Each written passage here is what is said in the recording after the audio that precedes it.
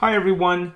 This week we put together a new blog post entitled Opportunities in Universal Design Principles. And this is geared towards people who want to design spaces and homes for those that are aging in place. So let's get right into it.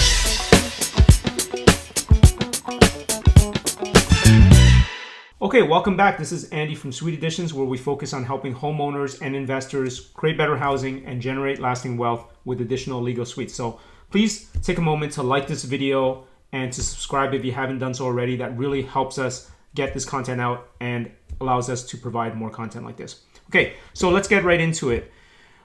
We put together this blog post really as we see a huge demand coming up for designing homes, especially garden suites, for those that are aging in place. And one of the biggest opportunities that we're seeing in the next 10 to 20 years. So according to the Fraser Institute here in Canada, the share of the population over 65 is set to go from 18% in 2021 to 24% by 2050. And there's also even a chart here from StatsCan which shows that a large segment of the some of the younger baby boomer population, ages 55 to 64, will be entering retirement age in the next 10 years. And as we've seen with the pandemic, and even before the pandemic, our government was unprepared to handle the living situation for seniors and our elderly citizens, in long-term care facilities. So really, the responsibility is going to be on all of us to create solutions for the elderly as well as for ourselves, because that's where we're going to be going as well for those of us who are under that retirement age. So given that there's this demographic change and what we're seeing with policy densification, and now with changing the densification policies for zoning to allow 3 units and potentially even 4 units in the future, I think this is really a good opportunity for us, for those of us who want to look into this.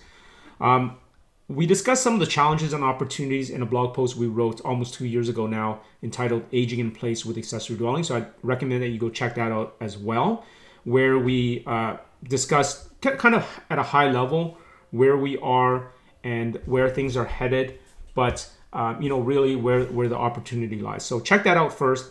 But what I wanted to do with this blog post is continue the discussion from a more pragmatic standpoint and see how we can actually design these spaces. So we introduced the concept of universal design.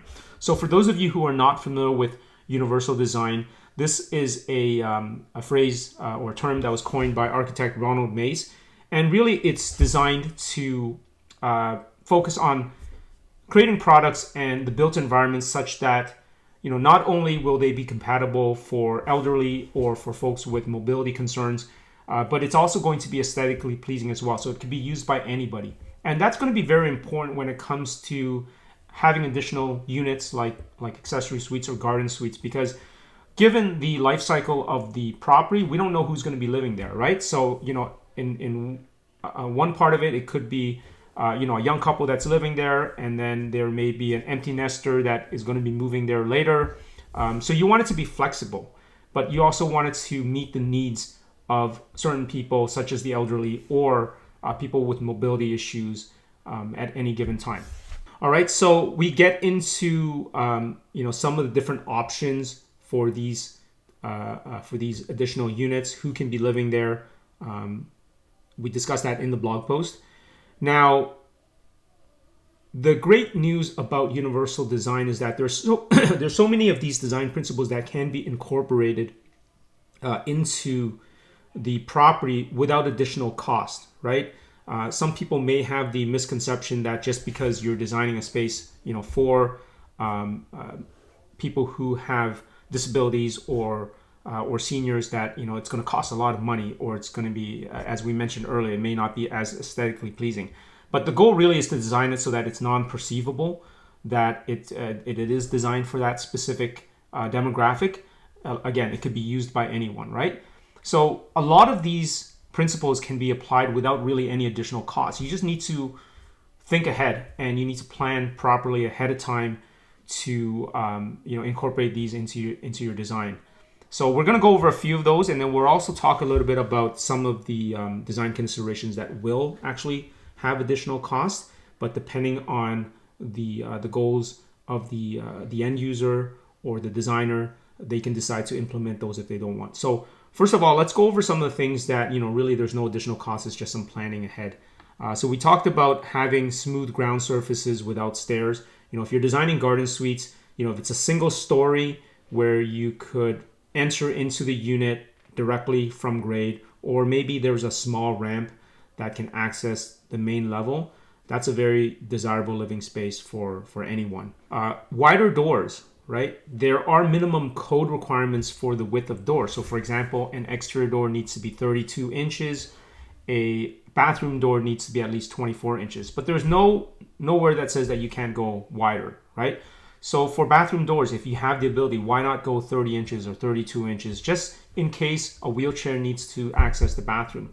So those kind of considerations are something that you should look into if you are doing the design. Simple things like doorknobs. Instead of having a knob, you have a lever for people that have less grip strength. That's a very simple and inexpensive design feature. Light switches with large flat panels. And then also options for really bright lighting, whether it's artificial lighting in the interior, or whether you're incorporating natural light through larger windows or through skylights.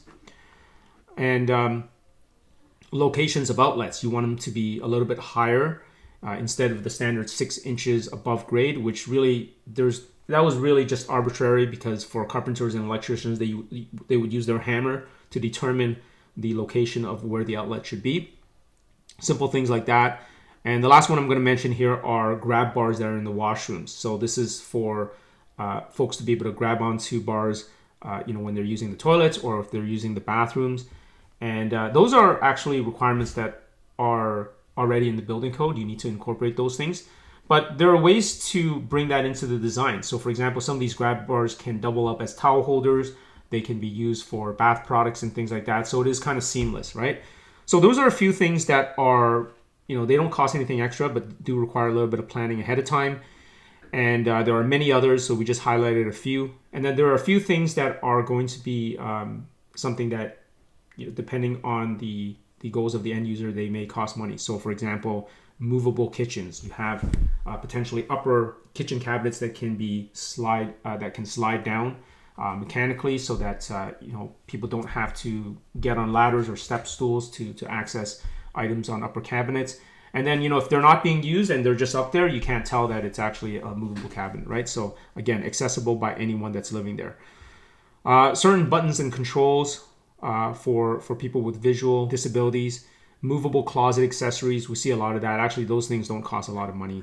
And then obviously more extensive ramp access. If you have a space that is going to be higher above grade, then you may need to have some more substantial ramps. Or you could design it holistically through the site so that access to that garden unit, let's say that garden unit's in the back, you have a gradual access all the way from the front of the house, so it's not as obvious that there's a ramp. So those things obviously are going to cost more money. And then I finished this blog post talking about providing a product or service that is highly desirable, that is a huge benefit to the community while making a profit. And so often a lot of people perceive making a difference in the community and making money as being at odds with each other. And there are many examples of things where it's a huge benefit to a particular segment of the population, especially elderly or people that have specific needs. But there's a lot of companies that will be able to benefit from that as well, right? So it is a win-win situation, and I really believe that when it comes to creating housing options for people, that want to do aging in place, not having to move out of their communities that they're accustomed to, and it's going to really help them from a financial standpoint, right? I covered that in my earlier blog post from a couple years ago.